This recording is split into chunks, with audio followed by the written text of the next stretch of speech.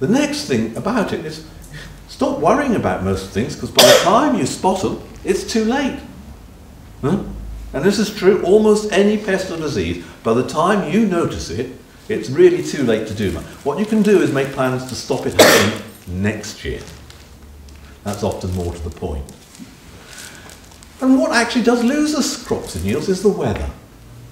Now, in the last few years, it's been pretty difficult growing tomatoes outside and potatoes because of blights. And strawberries as well. There's been a few horrible seasons when it's been very wet when the strawberries are ripening. Now, I'm a completely organic grower. Do I get rotten strawberries? Of course I get organic strawberries that are rotten. So does my friend who sprays 14 times.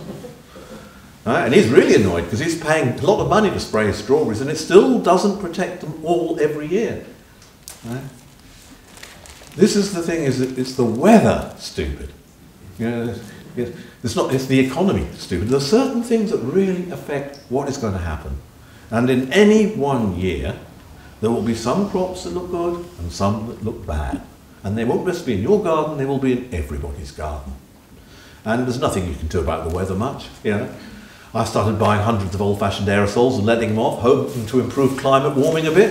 But, you know, I think it's going to work, not on my own. Then there's also, what is the actual natural habit of the bees? The number of times, and it happens on Gardener's Question Time, and that's my talk, people come up to me, I think I've got blight on my potatoes. Have you grown, you've been growing for years? No, I just started the last couple of years, got an allotment. And you think you've got blight, what are they? Oh, they're rocket. I said, and where are we? He said, well, it's starting the summer holidays. Yeah? What's wrong? Well, all the leaves are dying. It's what they do. All the early varieties of potato will look bloody awful, and the leaves will start dying end of June. That's what happens. Depends where you are, of course. If you're in a warm, wet climate, you might get blight end of June, beginning of July, even on your earlies, if you're in Cornwall or Devon. But blight starts down there in the southwest and moves up through the country. And if your neighbours haven't got it, you won't have it. And of course they tell you daft things about, oh, you mustn't put your blighted tomato haulm and your blighted potato haulm in the compost heap because you'll reinfect your crops next year. Oh, come on. So you dig all your garden soil out and drag that out and replace that too, did you? Yeah? Well, of course not. Yeah. And in fact, they tell you if you cut your potato haulm off, wait 2 weeks, then you can dig the potatoes because the spores are all dead.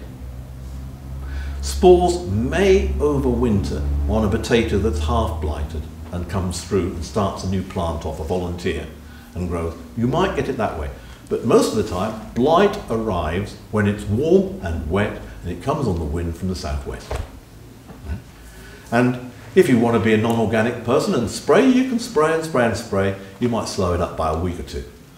If you put a plastic fly sheet over your tomatoes, leave the air to come through because you want the flavour and quality.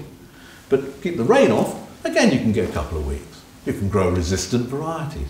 You can even go, some such as the old-fashioned plum tomatoes, they often seem to crop despite the blight. You still get it. But I had somebody come into a Gardener's Question Time, only a couple of years ago, and he was saying, oh, I've got this, and it was Talosporum and verticillium on his tomatoes. And he was saying, how can I cure these plants? They look terrible. I said, well, it's the end of September. I said, they usually don't look too good by now. He said, but I want them to look good. I said, have you got heat in your greenhouse? And I said, well, they're going to be dead in a month anyway. That is what happens. Now, people who are just starting don't realise this, but these things do happen to our crops. Yeah?